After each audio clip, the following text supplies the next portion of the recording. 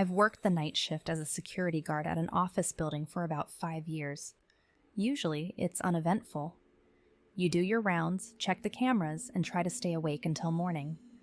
But there was one night that still sticks with me. It was a Wednesday, around 2 a.m. The building was empty, as usual.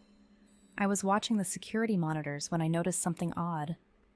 In one of the hallways, a light flickered. At first, I thought it was just an electrical issue. But then, I saw it. A shadow moved across the hall. I leaned in closer to the screen. The shadow didn't seem to have a source.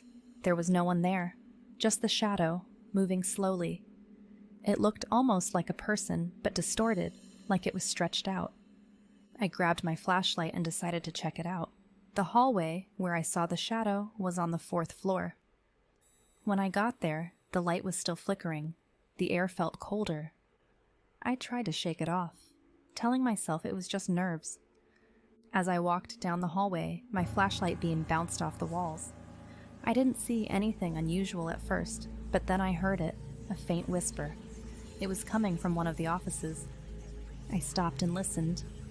The whispering continued, but I couldn't make out any words. I opened the office door slowly. The room was dark, except for the flickering light from the hallway. The whispering stopped as soon as I stepped inside. I shone my flashlight around the room. It was empty. I started to back out of the room when I heard a loud bang behind me.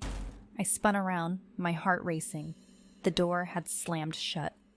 I ran to the door and tried to open it, but it wouldn't budge. I was trapped. I started to panic. The whispering started again, louder this time. It felt like it was right next to me. I banged on the door, shouting for help. No one answered. I could feel something behind me, but I didn't dare turn around. After what felt like hours, the door suddenly opened. I stumbled out into the hallway, gasping for breath. The light had stopped flickering, and the whispering was gone. I didn't see anyone around. I quickly made my way back to the security office. I checked the cameras again. The hallway was empty. I watched the footage from when I was in the office. The door hadn't moved. There was no sign of anything unusual. But I knew what I experienced was real.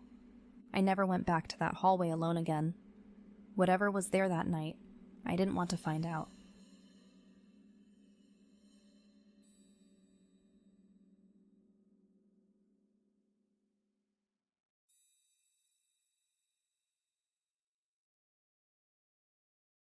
I used to do DoorDash to make some extra cash. It was easy, and I spent most of my days just chilling aside from work.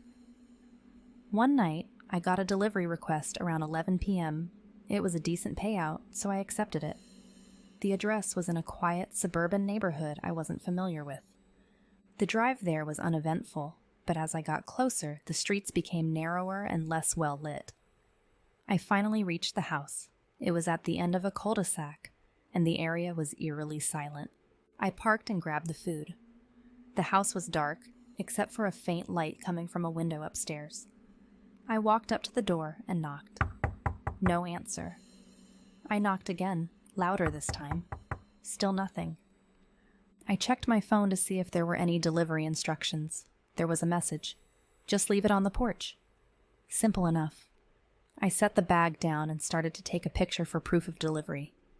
As I was about to snap the picture, I heard a noise behind me.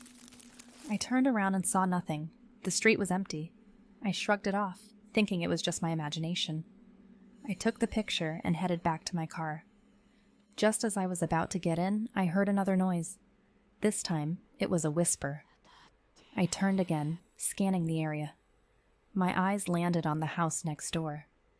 There was a figure standing in the window, watching me.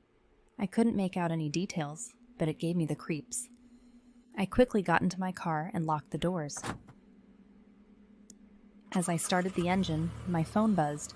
It was a text from the customer. "Thanks for the delivery, but why didn't you come inside?" My blood ran cold. I double-checked the delivery instructions. They definitely said to leave it on the porch, I replied. The instructions said to leave it outside. There was no response. I didn't wait around. I drove off, eager to get away from that house. A few minutes later, my phone buzzed again.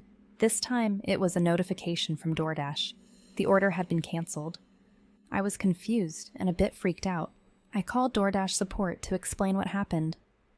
They confirmed that the order had been placed, but the account that made it was flagged for suspicious activity. They told me to be careful and to avoid that area if possible. After that night, I couldn't shake the feeling that I had narrowly avoided something bad. I never delivered to that neighborhood again, and I always made sure to double-check delivery instructions. Sometimes, late at night, I think about that whisper and the figure in the window. I wonder what would have happened if I had gone inside.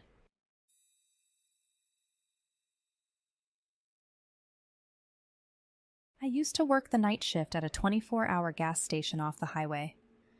The job was mostly chill, as I just ringing up customers, restocking shelves, and keeping an eye on things. But one night, something happened that I'll never forget. It was a Wednesday, around 1:45 a.m. The place was dead. No cars, no people, just me and the hum of the fluorescent lights. I was behind the counter, flipping through a magazine, trying to stay awake. Suddenly, I heard the bell ring as the door opened. I looked up and saw a man walk in. He was tall, wearing a dark hoodie with the hood up, and his face was shadowed. He walked slowly, almost deliberately, to the back of the store where the drinks were. Something about him made me uneasy. He stood in front of the cooler for what felt like a long time, just staring at the drinks. I was about to ask if he needed help when he finally grabbed a soda and walked up to the counter. He set the can down, and as I rang it up, he didn't say a word. I told him the total, and he pulled out a crumpled bill from his pocket. His hands were dirty, and there was a strange smell coming from him, like he hadn't showered in days. I gave him his change, and he left without saying anything. I watched as he walked out the door and disappeared into the night. I tried to shake off the uneasy feeling and went back to my magazine. About 15 minutes later, I heard the bell ring again. I looked up, and it was the same man. He walked back to the cooler, grabbed another soda, and came back to the counter. This time, he was staring at me. His eyes were dark, almost lifeless. I rang up the soda and told him the total. He didn't move. He just stood there, staring. I felt a chill run down my spine. Finally, he reached into his pocket and pulled out another crumpled bill. I gave him his change, and he left without a word. I watched him walk across the parking lot and disappear into the darkness again. I couldn't shake the feeling that something was wrong. I checked the security cameras, but they didn't show anything unusual. Just the man walking in, buying the soda, and leaving. An hour passed, and I was starting to relax. Then the bell rang again. My heart skipped a beat. It was him. He walked to the back, grabbed another soda, and came to the counter. This time, he was smiling, but it wasn't a friendly smile. It was unsettling, almost sinister. He set the soda down and I rang it up. He didn't say anything, just kept smiling. I told him the total, and he reached into his pocket, but this time, he didn't pull out money.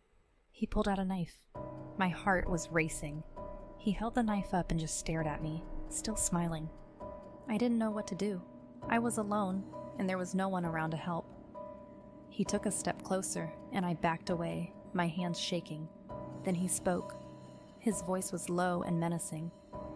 "You should be careful working alone at night," he said. "You never know who might walk in."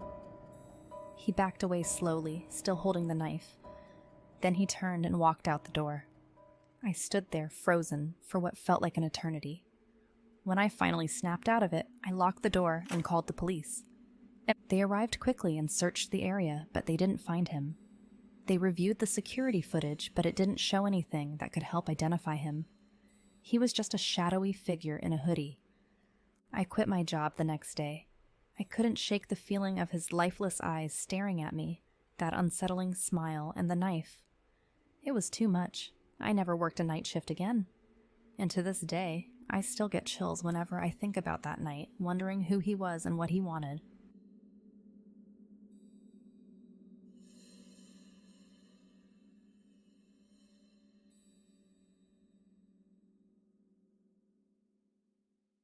Working the night shift at a 24-hour fast food joint has its share of strange moments. But one night at the drive-thru, something happened that I still think about. It was a Wednesday, around 2 a.m., and the place was dead quiet. Just me, the cook in the back. We were pretty chill for the most part and rarely had any troubles. I was cleaning the counter, trying to stay awake, when the headset crackled to life. "Hello? Anyone there?" It was a man's voice, sounding a bit agitated. I hurried to the drive-through window. "Hi, welcome. What can I get for you?" I asked, trying to sound cheerful.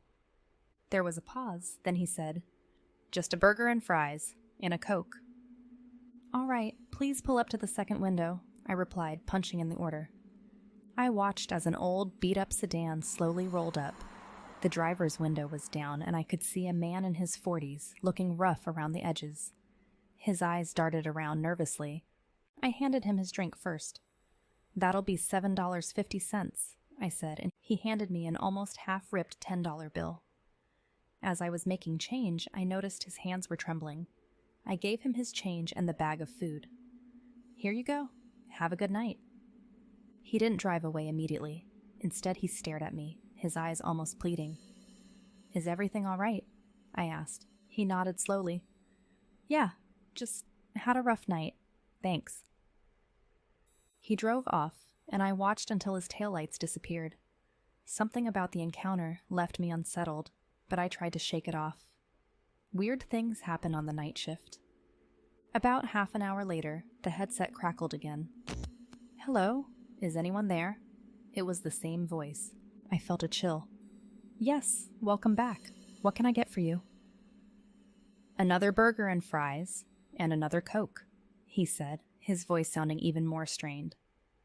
"All right, please pull up to the second window," I replied, my heart starting to race. The same car pulled up, but this time there was a second man in the passenger seat. He was younger, maybe in his 20s, and he looked rough too. The driver handed me another crumpled 10. As I made change, I saw something in the back seat. Was that a duffel bag? It looked out of place, stuffed and bulky. I handed over the food and drink, and the driver gave me that same pleading look. "You sure everything's okay?" I asked again.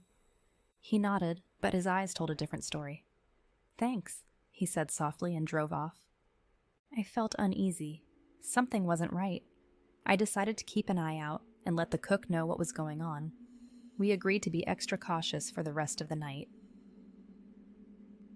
An hour passed, and just as I was starting to relax, the headset crackled once more.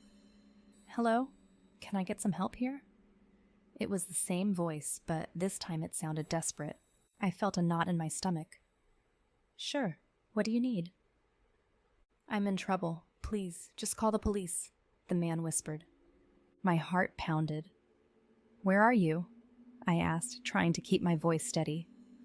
"I'm at the drive-thru," he said. "Please, hurry."